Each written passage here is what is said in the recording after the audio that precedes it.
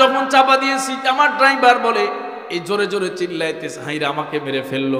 এলেঙ্গা বাইপাসের সামনে দুর্ঘটনার শিকার, পেছন থেকে আমাদের গাড়িতে এই ট্রাকটি ধাক্কা দিয়ে মেরে দেয় এবং আল্লাহ পাকের বিশেষ মেহেরবানিতে আমরা এখনো পর্যন্ত অক্ষত এবং সুস্থ আছি আলহামদুলিল্লাহ, কিন্তু ব্যাপকভাবে আমাদের গাড়িটি ক্ষতিগ্রস্ত হয়েছে। এই বলে গতিটা বাড়ায় দিয়েছে, সামনের দিকে চলে গেছে। ড্রাইভারের ডান পাশের যে গাড়ির পেছনের অংশটা অনেক ক্ষতিগ্রস্ত হয়ে গেল। আমার জীবনের বাস্তব ঘটনা বলতেছি। এই যে 3 দিন আগে মঙ্গলবার রাত্রিতে সিরাজগঞ্জ মাহফিল শেষে আসতেছি আপনাদের এলেঙ্গা বাইপাসের আগে হঠাৎ করে রাত্রি 3টা বাজে আমার নিজের বাড়ির মাদ্রাসার মাহফিল ছিল, শেষ করতেই 2টা বেজে গেছি। মাহফিল শেষ করে পিতা মাতার কাছ থেকে বিদায় নিয়ে আমার পরিবার, আমার একটা ছেলে এবং আমার স্ত্রী সহ ছিলাম একই গাড়ির মধ্যে। প্রাইভেট গাড়ি যমুনা সেতু পার হয়ে এলেঙ্গা বাইপাসের আগে আমরা রাস্তার বাম পাশে, ডান পাশ থেকে একটা ট্রাক আমাদেরকে চাপা দিয়ে দিল। ট্রাক যখন চাপা দিয়েছি আমার ড্রাইভার বলে এই জোরে জোরে চিল্লাইতেছে, হাইরা আমাকে মেরে ফেললো। এই বলে গতিটা বাড়ায় দিয়েছে, সামনের দিকে চলে গেছে। ড্রাইভারের ডান পাশের যে গাড়ির পেছনের অংশটা অনেক ক্ষতিগ্রস্ত হয়ে গেল। ওই গাড়ির মধ্যে আমি এবং আমার স্ত্রী এবং আমার সন্তান বসা। খোদার কসম করে বলি ওই সময় আমার স্ত্রী আমার বাবার কাছে ফোন করেছে, এখনো পর্যন্ত বাবা মার গভীর ঘুম ধরে নাই। আল্লাহ পাক রব্বুল আলামিনের কি কুদরতের কারিশমা। ওই সময় মা আমার সাথে কথা বলতেছে, বাবা প্রতিদিন অনেক আগে ঘুমায় যায়, গ্রামের মানুষ এসার পরেই ঘুমায় যায়, কিন্তু আজকে রাত 2টায় ঘুমাইলাম, এখন 3টা পার হয়ে গেছে, আমার ঘুম ধরে না। সুবহানাল্লাহ। মা বলতেছে প্রতিদিন এসার পরে ঘুমায় যায়, অসুস্থ, মা অসুস্থ, ঘুমানোর শোয়ার সাথে সাথে ঘুম ধরে, কিন্তু আজকে কেমন যেন এপাশ ওপাশ করতেছি, চিন্তা করলাম হয়তো ঘুম ভেঙে গেছে, অনেক রাত হয়েছে এই জন্য ঘুম ধরতেছে না, কিন্তু মনের মধ্যে অস্থির লাগতেছে। একবার মনরে বুঝাই যে সারাদিন পেরেশানি করছি, নিজের ছেলের মাদ্রাসার মাহফিল ছিল, অনেক রান্না বান্না আলেম ওলামাদের খেদমতে অনেক সময় দিতে হয়েছে, কষ্ট করতে হয়েছে, এই জন্য হয়তো ঘুম ধরতেছে না। কিন্তু এই ঘুম গেলে যে এই সংবাদ পাবো না আর আমার ছেলের যে দুর্ঘটনা হতে পারে, এই জন্য সবার আগে যিনি জানে তিনি কে? মা। মায়ের অন্তর সবার আগে সাক্ষী দেয়। মা বলল যে হয়তো এই জন্যই আমার অস্থির লাগতেছিল, আর এখনো পর্যন্ত 1.5 ঘন্টা হয়ে গেছে, ঘুমাইতে পারতেছি না, আর তুমি এই যে 1.5 ঘন্টা পরে এই সংবাদ দিলা যে ট্রাকে তোমার গাড়ি চাপ দিচ্ছে। এই জন্য সম্মানিত ভাইয়েরা, কলিজার টুকরা যুবক, আমি আমার যুবকদের পায়ে হাত রেখে বলি, যার মা আছে সে পৃথিবীতে গরিব হতে পারে না। কথা বলুন ঠিক কিনা? মা হলো তোমার জীবনের সবচাইতে বড় সম্পদ। তুমি যদি একবার মায়ের দোয়া নিতে পারো, খোদার কসম করে বলি এই দুনিয়াতে এবং আখিরাতে তুমি সফল হয়ে যাবে। কথা বলেন ঠিক? আজকে আসার পরে আপনাদের এখানে ফোন দিছি, আব্বা জাগনা ছিলেন, মা ঘুমায় আছে, মানে আব্বা মাত্র দোকান থেকে চা খেয়ে গেছেন বাসায়, মা ঘুমায় গেছে, মাটা একটু অসুস্থ তাই ঘুমায় গেছেন আগে। তখন আমি বললাম মার একটু কষ্ট দিয়ে জাগান, আমি একটু কথা বলি। ওই দিনের পরের থেকে গাড়িতে উঠলে মনের মধ্যে প্রচুর ভয়। মায়ের দোয়া নিলাম, বলে মা আজকেও টাঙ্গাইল আসছি, আমাদের কাছাকাছি, তো দোয়া চাই আল্লাহ যেন নিরাপদে বাসায় ফেরার তৌফিক দেয়।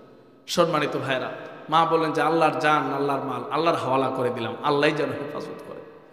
এই জন্য মায়ের দোয়া এটা মিস হতে পারে না। বন্দুকের গুলি মিস হয়ে যেতে পারে, খোদার কসম মায়ের দোয়া মিস হবে না। কথা বলুন ঠিক কিনা? আজকে আমরা মা বাবার সঙ্গে দুর্ব্যবহার করি, এর চেয়ে আফসোস, এর চেয়ে কষ্ট আর এর চেয়ে খারাপ বিষয় একজন সন্তানের জন্য হতে পারে না। কথা বলুন ঠিক কিনা?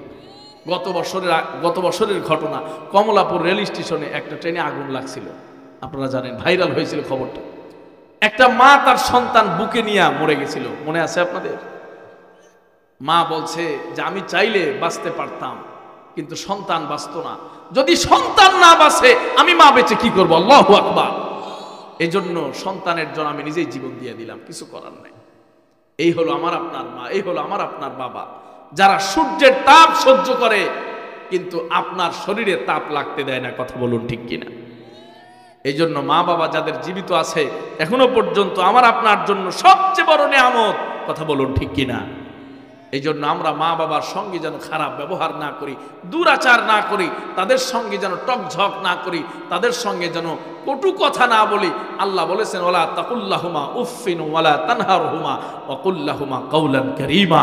আল্লাহ পাক বলেছেন তুমি তাদের সঙ্গে এমন কথা বলো না যেই কথা শুনে তারা উফ শব্দ উচ্চারণ করে। তাদের সঙ্গে ঝাড়ি দিয়া ধমক দিয়া কথা বলো না। আল্লাহ পাক বলেছেন কুল্লাহুমা কাউলান কারীমা, মমতা মিশ্রিত, সম্মান মিশ্রিত, ইজ্জত মিশ্রিত নরম কোমল ভাষায় মা এবং বাবার সঙ্গে কথা বলো। এই আদেশ যিনি দিয়েছেন তিনি কে? শুধু তাই নয়, পবিত্র কোরআন এবং হাদিসে কার জন্য কি ভাষায় দোয়া করলে আল্লাহ খুশি হবেন আল্লাহ শিখাইয়া দেন নাই। শুধুমাত্র মা বাবার জন্য তুমি কি ভাষায় দোয়া করবা, কি ভাষায় দোয়া করলে আল্লাহ খুশি হবেন আল্লাহ নিজেই শিক্ষা দিয়েছেন। আল্লাহ বলেছেন ওয়াকুর রব্বির হামহুমা কামা রব্বায়ানি সগীরা। আল্লাহু আকবার। আল্লাহর পছন্দনীয় দোয়া আল্লাহ বলেছেন এইভাবে দোয়া কর তোর মায়ের জন্য, আমি আল্লাহ খুশি হয়ে যাব। জোরে বলেন সুবহানাল্লাহ।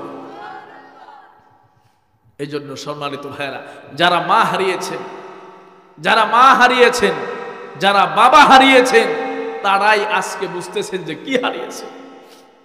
যারা আজকে আমরা হারাই নাই, আমাদের আছে, খোদার কসম আমরা বুঝবো না, আমাদের সেই অনুভূতি আসে নাই। যখনই আমরা হারাবো তখনই আমাদের সেই অনুভূতি আসবে। এই জন্য আমার সম্মানিত ভাইরা, অবশ্যই আমরা মা বাবার সঙ্গে উত্তম আচরণ করি, মা বাবার খেদমত করি। এই শীতের রাত্রিতে আপনি চিন্তা করেন না, আমি মাঝে মধ্যে মায়েরে বলি, মা আমার যদি সন্তান না হইতো, আমি যদি সন্তানের বাবা না হইতাম, তাহলে মা বাবার কষ্ট, মা বাবার মেহনত, মা বাবার শ্রম এটা সম্পর্কে বুঝতাম না। কথা বলেন ঠিক কিনা? এখন তো আধুনিক যুগ, আমাদের বাচ্চা কাচ্চাদেরকে আমরা ডায়াপার পরাই, একটা প্যাম্পাস পরাই দিছি 4-5 ঘন্টা, পেশাব করলেও সমস্যা নেই, বাথরুম করলেও সমস্যা নাই, ঠিক কিনা? আজ থেকে 30-35 বছর আগে এই ব্যবস্থা ছিল না। আল্লাহু আকবার। আগে শীত পড়তো বেশি, কুয়াশা, 7 দিন 5 দিন রোদ ওঠে না, এরকম হয়েছে কিনা? মায়েরা কিভাবে আমার আপনার কাপড়গুলো শুকাইতেন, চুলার মধ্যে আগুন জ্বালায়া, এরপরে পাতিলার উপরে সেই নেকড়া কাপড় রেখে দিতেন, এইভাবে একটা একটা করে শুকায়া ভাঁজ করে রাখতেন, এরপরে আমার আপনার শরীরের মধ্যে সেই কাপড় দিয়ে দিতেন। কথা বলেন ঠিক কিনা? সেই মাকে যুবক তুমি কিভাবে কষ্ট দাও, সেই বাবাকে তুমি কিভাবে অপমান করো, কিভাবে তার অবাধ্য হয়ে যাও। কথা বলেন ঠিক কিনা? কোন যুবক যদি এরপরেও মা বাবার মনে কষ্ট দেয়, মা বাবার সঙ্গে বেয়াদবি করে, খোদার কসম আল্লাহর আরশ তার প্রতি নারাজ হয়ে যাবে। কথা বলেন ঠিক কিনা? এই জন্য আজকের এই মাহফিল ছিল যুব সমাজের উদ্যোগে মাহফিল।